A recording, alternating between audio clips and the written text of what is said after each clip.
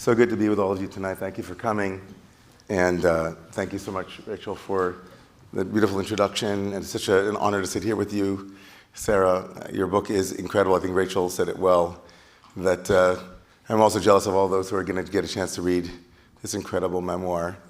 I just want to begin with a really simple question, which is, who is this book for? You wrote this book. It's a searing tale of your own incredibly courageous journey into authenticity. And in a moment you'll tell a little bit about that story, but who did you write this book for? And who are you hoping is in the audience here tonight to hear you talk about your book? Thank you. Hi, everybody. Thank you for being here and coming out tonight. And thank you for being here and doing this with me. I wrote this book for 15-year-old me, and for anybody who can relate to her. She could have used a book like this. It would have saved her so much trouble. And I also wrote this book for anybody who is living in some sort of closet. As human beings, so many of us hide things about ourselves that we think will be unacceptable. We hide how we feel about our jobs, our relationships, about how we feel about the world that we're in, because we're worried at times that if we speak, we won't be accepted, or we will lose access, we'll lose relationships. And so for everybody who's ever felt like they're hiding a part of themselves, I hope this book will help to address some of that.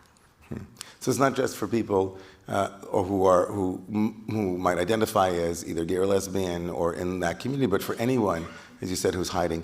So you were hiding, and so your story is incredibly touching to me personally. I also grew up in the Orthodox world and slightly for a sliver of time in the ultra-Orthodox world, but you grew up in the ultra-Orthodox world. And so maybe for those of, so many people here I'm sure don't know your story just yet, or maybe for those who do, you'll hear it in a different way. Can you just set the stage for the story here as it unfolds and as you write it back to your 15-year-old self? Where were you? Who are you? Yes. So people who know me now sometimes find it hard to imagine, but I was raised in Borough Park, Brooklyn, in a Hasidic community that very much resembled 18th century Europe. And it's like all the documentaries that you may have seen, where my father wore a big fur hat, my mother wore a wig and modest clothing, and I attended an all-girls school throughout my childhood. My first language is actually Yiddish. Ich kann reden a flüssige Yiddish. Ooh. A little bit. It's like kind of like a 6-year-old Yiddish, because at that point I went to school and started learning some English. And in that world, the whole goal was that I would be raised in this pure environment, an all-girls environment.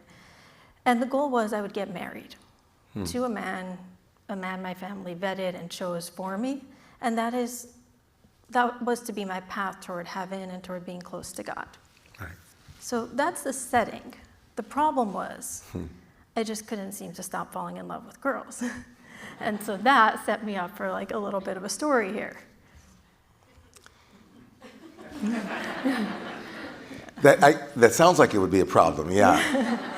And kissing girls on Shabbat surely is definitely an invitation to thinking about. So when did you first realize that you were gay, or obviously those words, maybe those words weren't even, of course, available to you, but when did you first realize that you were not attracted to, or you were attracted to women? There's so many things that, looking back, I think so many queer adults can look back and say, oh, those were things I didn't even know, or things that were happening when I was younger. Probably wasn't normal that in 7th grade I had a list of crushes, and they were all girls. I just thought they were girls who I admired. But I did have a list of crushes, so there's something to be said for that. And when I was 15... That could be a book itself, just like the young Hasidic crushes book. Right. I was totally fine being in a gender-segregated environment as well, because I'm like, this is great. Right, worked for you. It's like, yeah. Perfect. I don't have to see the boys. I can just hang out with the girls. Keep the boys over there. It's like mechitza. Get them over there. So that maybe also was a heads up that I totally didn't mind. And then I fell in love with the first girl that I met at 15. I wrote a New York Times Modern Love piece about that. At the age of? 15, and that preceded the relationship that starts I got that. Wow. at the beginning of this book. So can you tell us about that, what you wrote in the Modern Love? Just quick summary, there was a girl in my class that I thought was fascinating. She was strong and she was a survivor of circumstances, and we kept finding ourselves in my bedroom together. And we didn't know what we were doing. We didn't even know how to speak about what was happening. We would just keep finding each other, connecting physically. And it was only years later, 20 years later, that I went to dinner with her. And I said, do you remember we kind of hooked up in high school? And I was scared because we had never talked about it in that way. And I thought she might say, what are you talking about? But she said, yeah, I do. And so that piece was about what happened there and how few words we had for what we were feeling. And as you became more and more aware of these feelings, of course, conflict. You weren't fitting into the mold. You weren't attracted. At one point in the book, you said that, as you said earlier, the whole goal was to get married. When did you begin to feel or a sense that something might be out of alignment between that vision for you and how you felt, and that you would have to closet those feelings or repress them, suppress them in order to walk the line? So at 19, I fell in love with the second girl who was really meaningful to me. Is that Dasa? And that's Dasa. The book begins with my relationship with her. And she was inspirational. I loved the way she thought about things. I wanted to talk to her forever. And we were kind of seeing each other for a while. We didn't, again, know what to call it, but we had a little bit more of an idea then that this was something we could call love. At the same time, I was dating for marriage and being set up on blind dates with this man that my family found. And so that's when I started to feel like there might be a serious conflict. And that's Yossi? That's eventually Yossi, your Yeah, first husband? Yes. And the longing and the natural fit that something so profoundly moving was the way that you described what it felt like to be with Dasa, and how natural it felt, and how all of the efforts, right? There's one point in the book where you describe that your body doesn't know exactly what to do around men, but around Dasa, it just was the most natural thing for you, and your body just took over. And that must have been incredibly frustrating for you, unimaginably, to imagine that you would be deprived of that kind of natural love in your life. I was in marriage counseling with my husband, and he came to session with a complaint. He said that I just wasn't physically affectionate to him. And I remember sitting there thinking, what? No one told me I had to do that. That wasn't in the rule book. But then I remembered no one had to tell me to do that with her. I didn't have to be instructed there. And I felt extremely guilty. I thought I had ruined myself for marriage by doing these evil things before marriage. So the piety that you describe in the book, and we jumped to Yossi, but like the piety in the beginning, before meeting, Yossi, what was driving your guilt and was a kind of prevalent, anybody who's ever been in the Orthodox world, even in the modern Orthodox world in which I grew up, and then in the ultra-Orthodox world I visited for a while, but certainly in the Hasidic world that you grew up in, like the notion that you are dedicating your life to God, and that your urges are something that need to be transcended, and that if you have sinful thoughts, this is just a general category of sinful thoughts, right? You have sinful thoughts about a whole host of things. And for you, it was, with girls. Yeah. And so you were working overtime to suppress these natural urges, all the while thinking that this is just one of the things you had to do for God, because you were giving yourself, your body, your life to God, right? And so, so for you, it was clear that in order for you were going to have to get married. It wasn't like there was an option for you that you were going to leave the community and just go find your bliss and find your Dasa right? That wasn't like even on your radar. It wasn't like, oh, that's an option, right? Yeah, it wasn't an option, I think for two reasons. One, spiritually, I really, really wanted to go to heaven. And heaven was if you did what Right. And you get to be close to God, and hell sounded really, really bad. I mean, they hell said was not attractive. Like they said it would be freezing cold in hell, and I hate the cold. Like for anyone here who knows me, you know how much I hate the cold. I'm like, I don't want to be cold. Like, loved cold. You're not. This is not working for not me. Working for I'll you. just grin and bear it on this world, get to heaven. And I wanted to do the right thing. But the second reason was pragmatic. When I got married to my husband, I was 19 years old. Did not have a college degree. Did not know how to function in the real world. I had never watched a movie in a movie theater. I did not have a driver's license. And so if I decided to run away, I think I would get down the block. You know, where would I go without any skills or any funds? And then I would have lost, just by taking the walk down the block, I would have lost the support of my family, my community, everyone I loved, and everyone I knew. So, you know, pragmatically speaking, like there was no real out. So because there was no way out, you moved forward, and I mean, just describe for everyone what it's like to go shidduch, like the shidduch market and the dating, and the level of knowledge that you had of your husband, of Yossi, your first husband, when you eventually married or decided what the criteria were. Just set the stage. I'm not sure everybody here knows what the whole shidduch scene looks like. Can you just describe some of that? It's fascinating. So most of this happens before you go on the actual date. It's kind of like a little bit like Fiddler on the Roof, where a matchmaker says, I know a nice Jewish boy. Oh, there's a nice Jewish girl. Okay. The other thing they do is they tend to match families by income and by levels of family problems. So it's truth, you know, my family had some problems. We were a post-Holocaust family. We had anxiety. I mean, who doesn't? Jewish family. Like I'm worried about who doesn't. Now I'm worried about it. Okay. We had some family mental illness, and so since I was 19, to balance that out, I got set up with a 26-year-old, because his issue was he was an older single, so that's perfect, you know, problems and probably like good match. And then my family called his rabbis and his friends to say, does he ever get angry? What's his personality like? And I'm sure he did some of the same on my end, not as much as we find out later. His vetting was incomplete.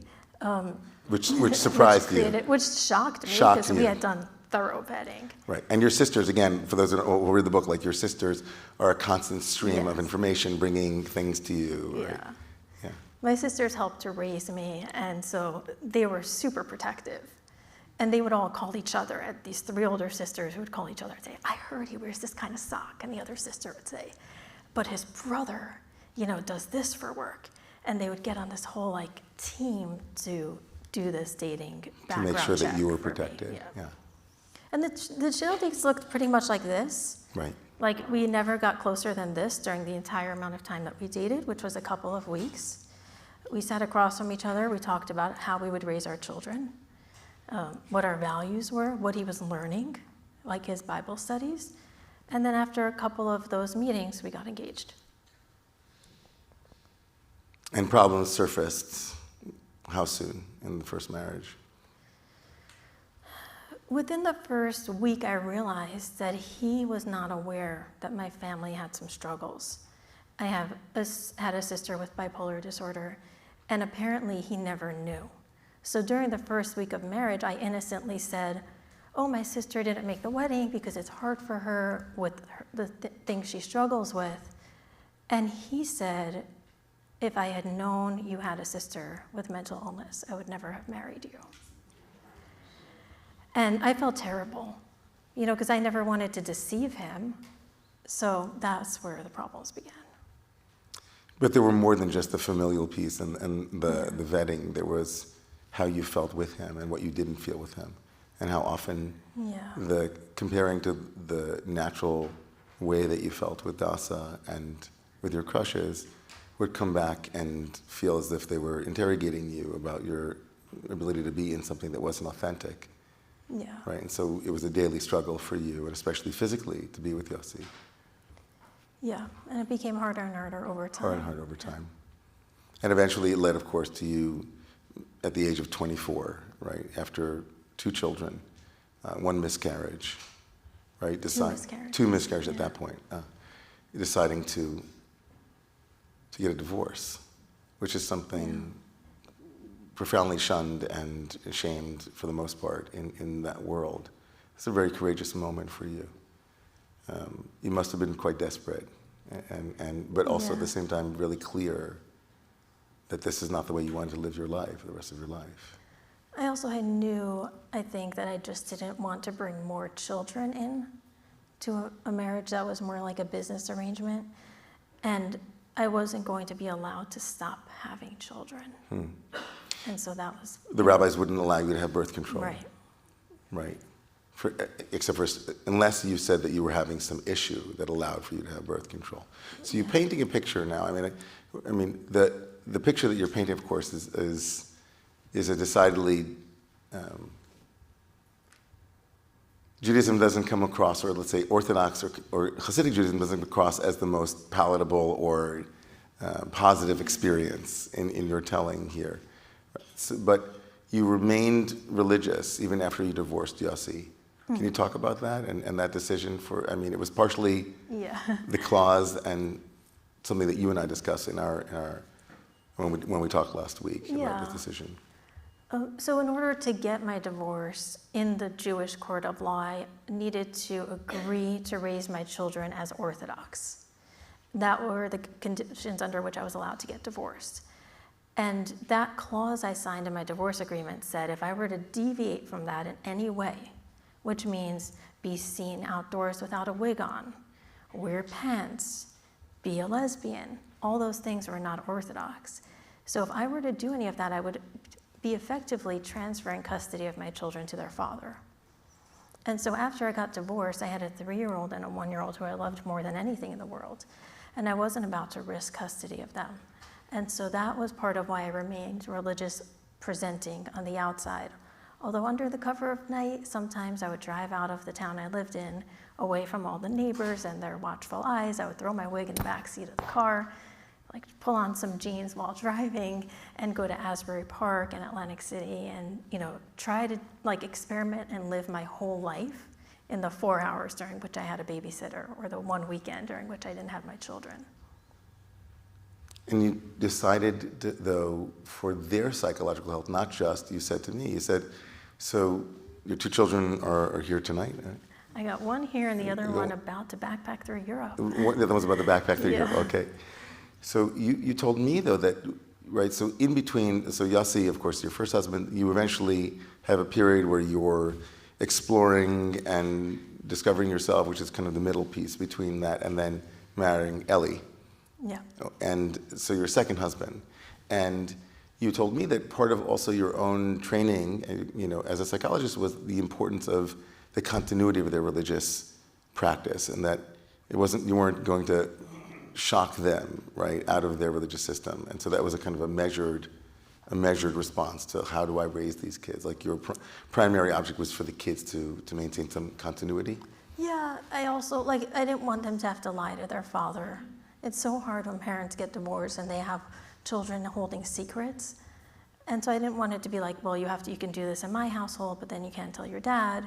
And so I did feel like it would be better for them to have more consistency. And I told myself that was enough. I would just raise my kids to be healthy human beings. Right. There's a point where before you divorced Yossi, you have a very powerful conversation about people who stayed married for the children. Because, of course, that's what people were telling you to do, is to stay married. And do you want to share, I don't know if that's advice anybody should have, or do you firmly believe this about, in general? Yes. Yeah, so. I think, I will share that because also I am a trauma therapist. And I do work with children who come in to me trying to cope with high conflict divorces. Or with high conflict marriages that their parents are going through. And I don't believe that in most cases staying married for the children is actually for the children. I do believe that sometimes people need to stay married because they are not safe or equipped or resourced enough to leave. And that's a valid choice. Not everybody needs to leave situations that are harmful or where they feel uncomfortable. But for the children, I think children know. They know and they feel and they can taste and smell everything that's happening in their household. And when there's tension, they grow up with that tension inside of their own bodies. So my message would be leaving is not failure. If people need to leave something, that is a tremendous sign of courage. That theme is the theme throughout the book, right? I'm very good at leaving. Well, and there's kind of holy leaving, right? Sacred leaving. And some of the questions that, as I was reading the book, I was just thinking about what it would be like to be a 24-year-old whose first language is Yiddish, who's in Rutgers University and studying, and some of the pictures that you paint of what it was like to be to see the fantasy, that you had imagined being able to just unselfconsciously wear clothing that showed some skin and to be up next, very close to another person, and some of the social mores that you'd grown up with, like just being let go of, right? And you had this one moment in the book that was also powerful where you went to Aruba it was in between your first marriage and your second marriage. And can you just paint a picture for us? I mean, you stuffed your wig in, and you're off to Aruba, looking around to see if there's anybody religious who might know you.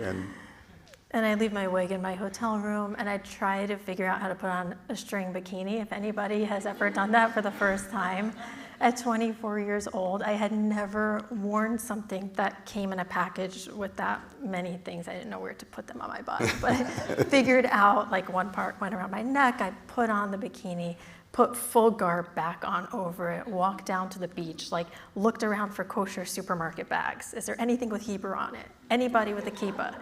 In Aruba. Because you never know. You never know, because somebody from right? Lakewood could People be there. can go to Aruba.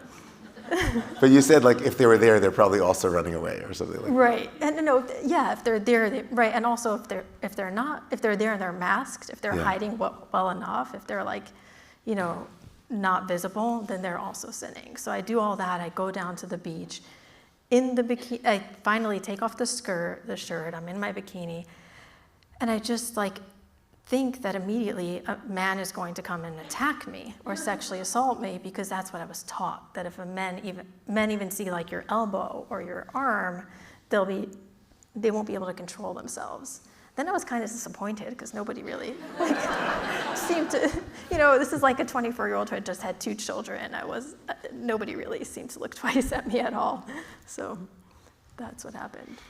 It's very poignant, though. I mean, those are funny in certain ways, but there was the poignancy of when you got back on the plane and realized that they had to go back into your wearing your uniform and your lie, in a way, like this kind of lie that you were living in for so long.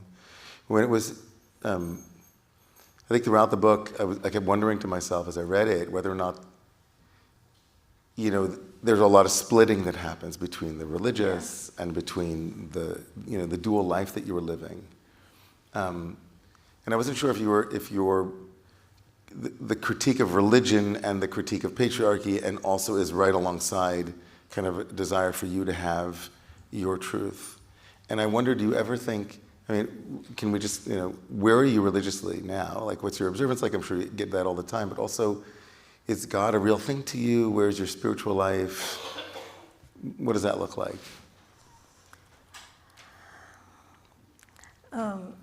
I think it's evolving. And this is not confession. I'm a rabbi, so it's like you can just. I could just say whatever. You could just say whatever you want, Whatever. So, cool. To be honest, for a long time, I didn't really want to believe there was a God.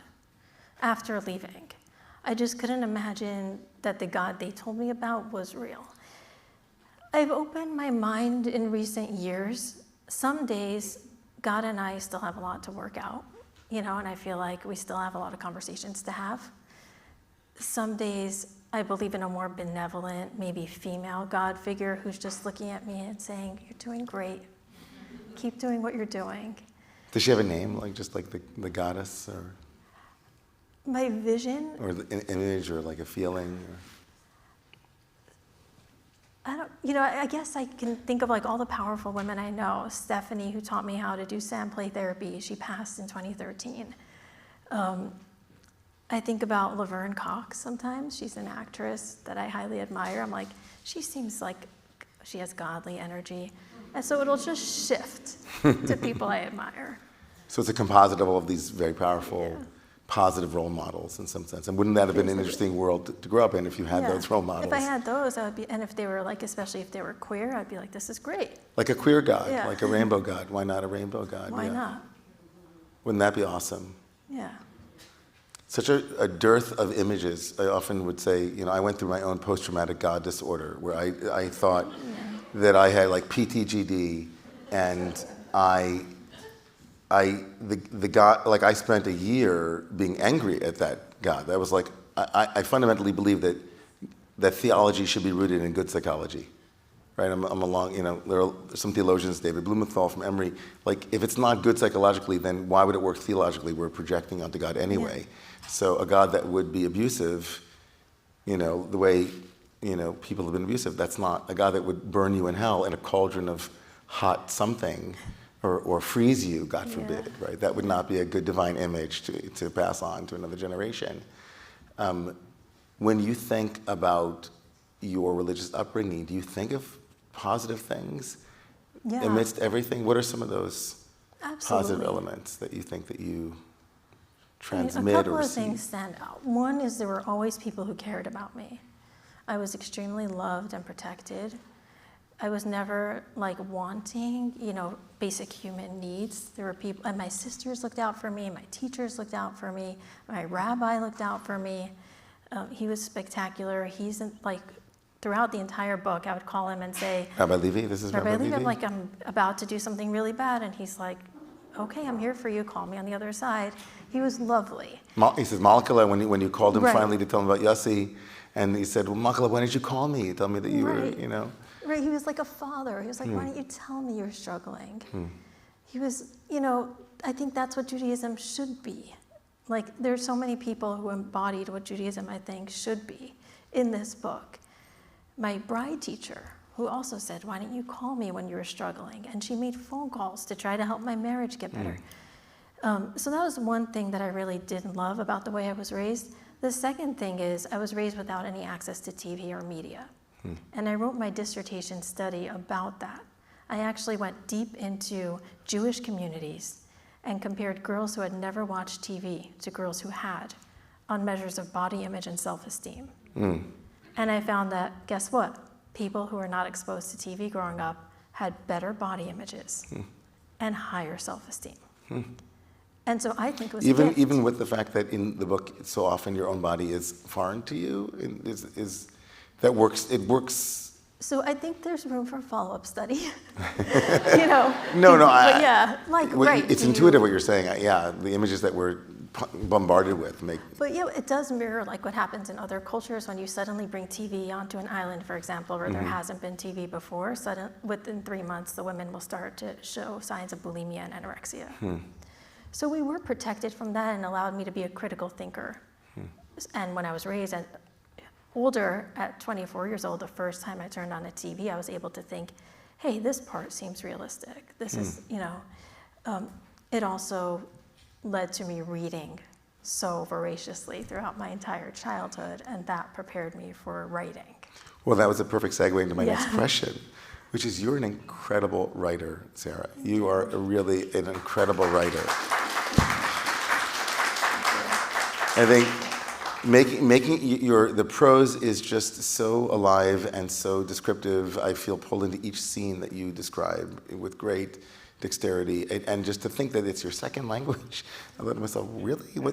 First thing I asked you backstage was, did you grow up with English? And so was it the reading? Was it the need to write down what you were experiencing? How did you develop that skill as a writer? I loved to read when I was a child. I did grow up in a difficult household, and so reading was my escape. And my father worked in like a Judaic adjacent field, and so he was able to get free books from Judaica stores. And he would bring home stacks of books. And all my sisters loved to read. And so reading helped me survive, and I always knew I wanted to be an author. Wow. At 7, I said, I'll either be an author, a librarian, or a psychologist. And here I am, 2 out of 3. 2 out of 3. That's not bad. That's amazing. Yeah. That's amazing. Amazing. Did you? I guess we're gonna probably be taking a couple of questions. I'm sure people want to ask you so many different things, and a lot of it's in the book. So I'm hoping everybody will buy a book and enjoy this incredible memoir. Can you just describe the when you finally embraced your queer identity and you finally allowed yourself or gave yourself permission? I think a number of pieces here in the book where you realized you thought things were one way and then realized that it just wasn't the case. Like, for example, when you realized that clause that had been written into the religious observance clause that you thought was so binding on you that if you deviated, that it wasn't actually binding at all. It was just part of the religious, get, ketubah. I'm sorry, the get, and you were freed. Can you tell us what it was like to finally embrace your truth, to find love, and to experience it like you had experienced it when you were a very young woman? What was that like for you? Firstly, it was the scariest thing in the world. I remember being in marriage counseling with my second husband, and we go into marriage therapy, and he says to the therapist, I think my wife is a lesbian. Very perceptive. He was super perceptive. And I remember I just wanted to shove the words back into his mouth because I was so afraid. And my heart was racing, and I just had so much, I had enough of lying and hiding and covering up and pretending I wanted to be with men and pretending I wanted to raise my children to have that narrow sort of future. And I just was at my capacity, so I was terrified. But I finally just said, I think I'm gay. And that was when my freedom began. From there on out, from the moment I said it out loud, it was just a matter of putting the pieces into place to plan what I would need to do to live my truth. And it was the biggest relief. Wow. Yeah. Yeah.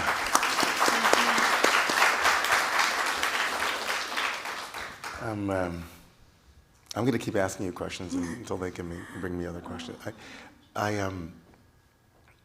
That's such a profoundly beautiful thing. It says in the prayer that we say every morning, in the prayer that we say every morning before the Shema, there's this phrase, God, we will love you and not be embarrassed. V'lo nevosh le'olam va'ed. And I always thought about that, what does that mean? Why would we be embarrassed? What's the embarrassment about loving God?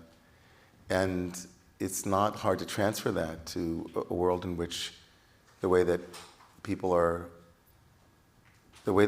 love, which is so innate, it's so deep in their essence, can become a problem for, what's the problem? And the stigma and the shame that is then in the waters. And then, of course, people become ashamed.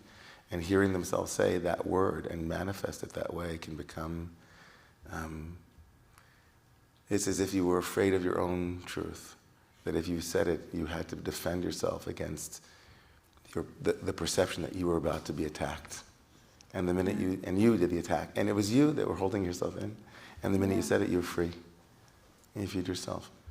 And you eventually, I was just going to say, I still can't believe I'm in a conversation with a rabbi who doesn't think that shame is the norm. And it's still new to me. I'm learning about these different parts of Judaism where you can be one's full self. So I just wanted to say thank you for being that person. Oh, I'm not unique, thankfully, outside of the, but it's great to be in conversation with you. And I've been very, very involved in advocacy, and that actually would be the next natural question for me is, in addition to all of those who would read your book and feel through your courage that they too could have the courage to admit and then to find resources, are there, general, would you impart to us some of the things that you think that you would like to see happen, like how others can get involved in advocacy, how others, what kind of world are you hoping those who would read the book and who aren't gay are going to be trying to fight for during this month of Pride? What should allies be doing? Yeah. Well, first of all, donate to JQI, Jewish Queer Youth. Donate to Footsteps if you can. Those, both of those organizations helped me so much during my journey, and they provide hope to people. They work tirelessly to do that.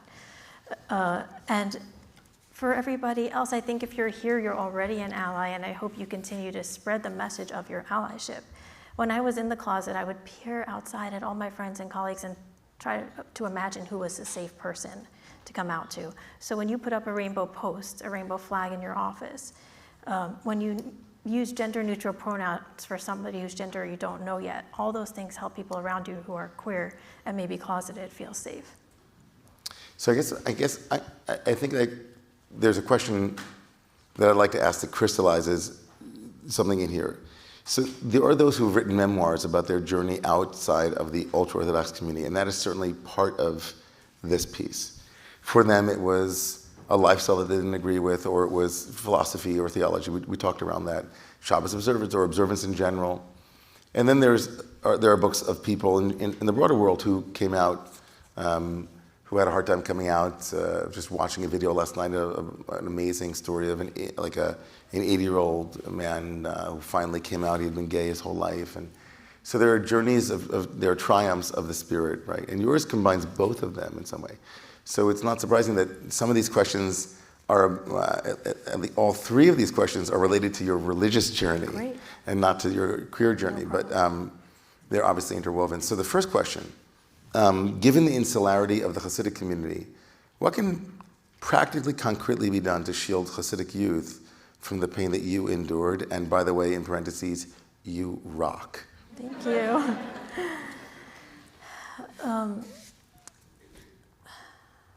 It's a tough one. I think Yafet is an organization that really works to help bring education into the Hasidic community, because education is a thing that was my road to freedom. When you cannot speak English or write in English in the United States in 2024, it's really hard to have options. And so I would say support Yafet, and that's an organization that it's for people who are still within, and just to help them try to learn the skills that they need to survive in America. So supporting organizations that help people make the bridge between. And you don't have to reinvent the wheel. There are people already out here who have made this their whole lives, and so it's just throwing your support behind them can make all the difference. And I just also want to say something, as someone who's read the book and has already had a conversation with you, the book is not, there's no edge in this book, at least in my experience. Others might read it differently. And I love that about this book. And again, others, if people have an edge too, that's cool too. But from my perspective, what you did so adroitly to me was that you were able to identify for you in your experience what was constricting, what was hurtful, what was painful.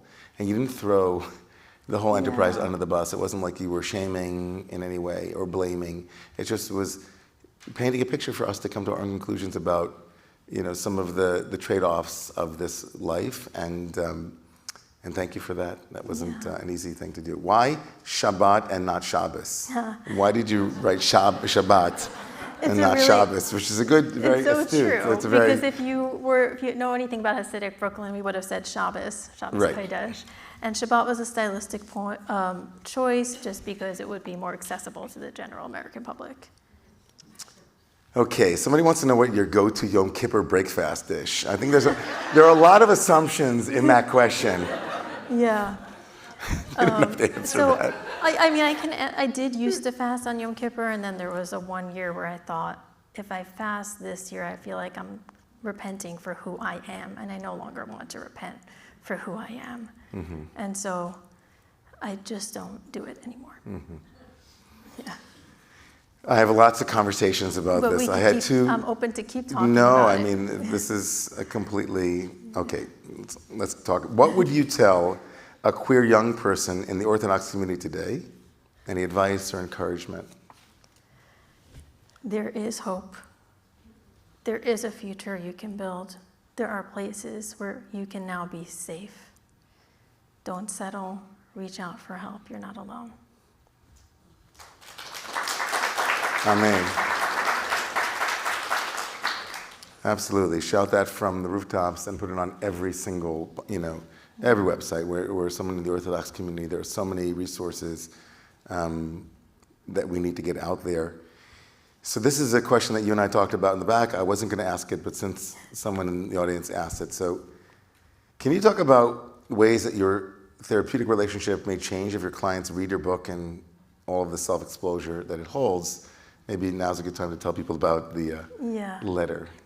So I did put a letter in the back of the book for my clients, past or present, because I know many people have seen me as a psychotherapist over the past 2 decades. And so that talks a little bit about what they can expect and how and why I wrote the book. I am so fortunate to work with such wonderful clients who I love so much. And we've had thoughtful conversations about this book already. And so I'm just grateful that I'm out at this point and that I have such lovely clients. And I think it's going to be okay. I think we'll talk it through. If it's not, we'll be able to. Can I add something to that? Sure. Just what I found refreshing about your letter, and I can't wait to talk to you more about it, is that you essentially make the argument, it's such a loving letter towards them. It's so dedicated and it's so compassionate and clear, but you make a clear case that the way that psychotherapy and therapeutic dynamics were constructed through the worldview of people that might or might not be the people that we'd like to model our own therapeutic health around, and that the paradigm might have to change, that it might be possible for a person to imagine like in Roger's therapy, there's a person-centered therapy that you're a human, and that you have your own shadow, your own things, that your own intimate places, and that shouldn't be overwhelming necessarily for the client, and that. So I love that. I just want to thank you for that piece as well. And this, I guess, exposure and judgment is the next question.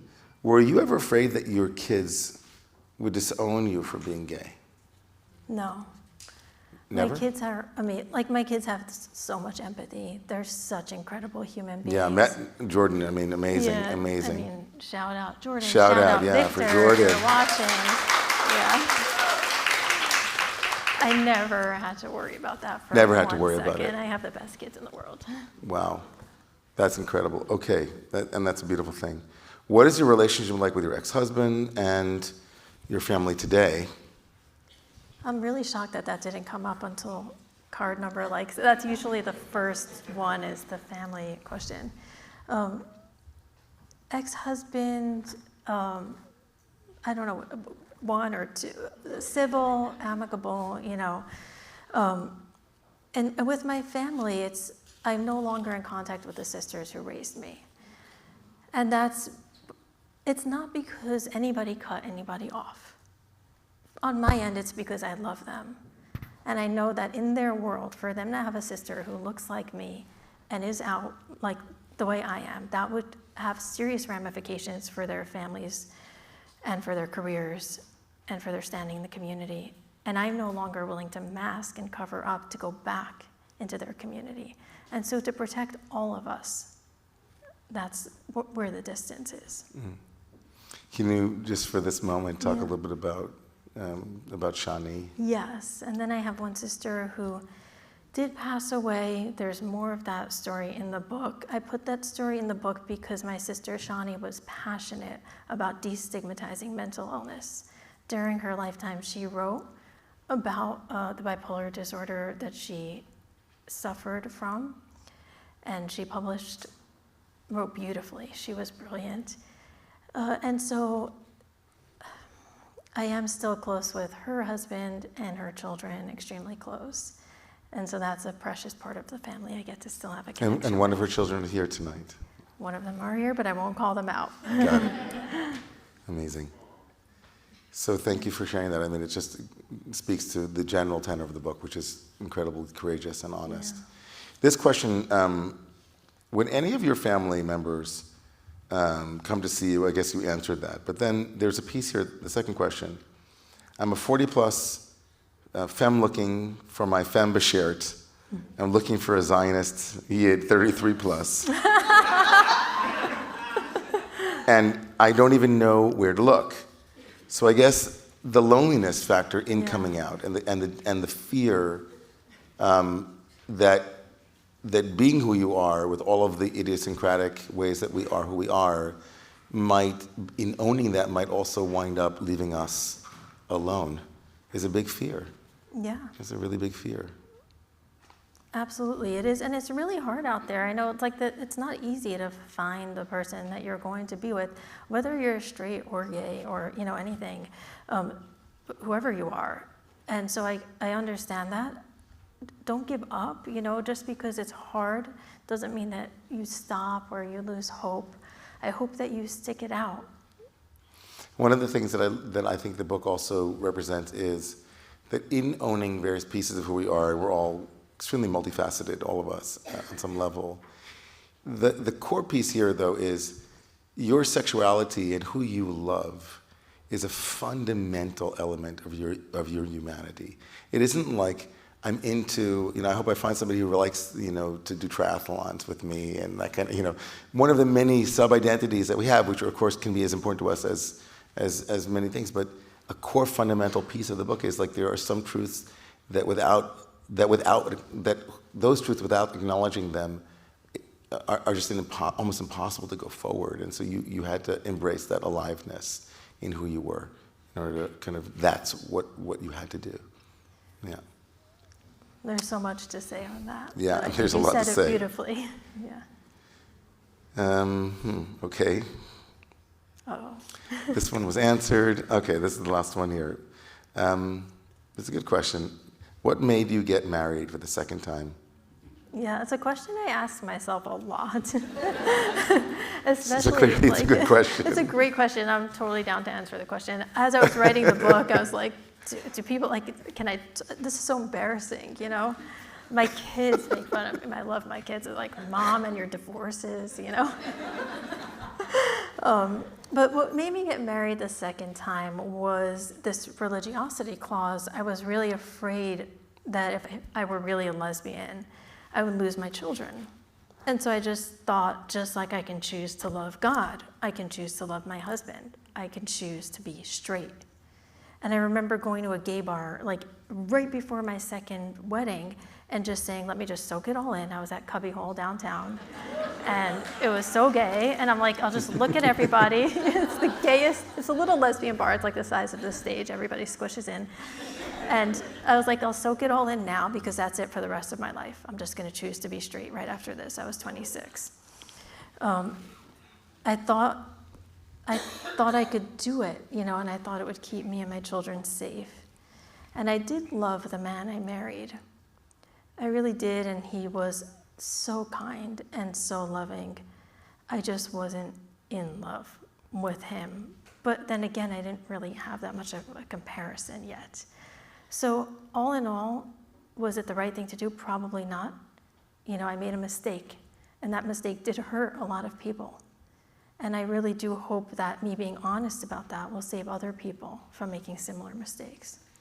That's another beautiful part of the book is that you actually, there's another moment where you bend the truth around something, and you owned it in the book. It was with Yossi's parents, and I read it and I thought, wow, you go. Like you're just honest about what was going on for you and why you did it. And you stood in the power of that and took responsibility for it, but also explained where it was. Yeah. The second marriage, though, and it was really poignant when you and I were talking, then I read it in the book, and you said that what you learned from the second marriage, there was a moment where you realized that Ellie, your second husband, loved you so much, and that what you learned from him is what you took in that moment when you realized how much he loved you. I just thought, I wish I could love somebody like that. The way he looked at me, I could just see. It was the first time I saw what it meant to be in love with somebody. And I remember just being so jealous of him that he got to feel that for me. And I just wished I could feel that. Yeah. Kissing girls on Shabbat. Yeah. Everybody, click. Thank you.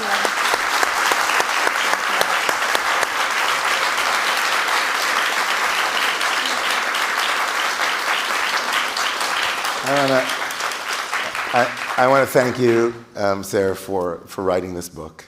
I want to thank you for coming to the Y. I want to thank you for being a role model for so many who I pray will read this book and listen to an honest courageous search for authenticity, and I'm frankly in awe of this, in awe of what you did, and I loved every minute reading the book, even though I know that it was painful also for you to write, but it was coming out of your fingers, as you said, and I want to pray that every space, every Jewish space, and every other space becomes a place where young people and old people, people of every age, who are struggling with being able to get the words right out and say the truth, will feel in some way, shape, or form, as you said to me earlier, just a little bit inspired by this, maybe very inspired, to take that chance on love and to take a chance on that authenticity, that they'll be met by communities who are up to the task of holding them and being in allyship with them and building a world where love is love. And that's, I think, a world that all of us here, I think, want to see. So thank you so much. And if you're in the city on the Upper West Side, Rabbi Ingber is, I don't know if you call it a shul, it is a shul. We call it a shul. Love and growth. No, it's a shul, but it's a shul that embodies this ethos. Yes. But anyway, thank you so much, Sarah. Thank you so much, everybody.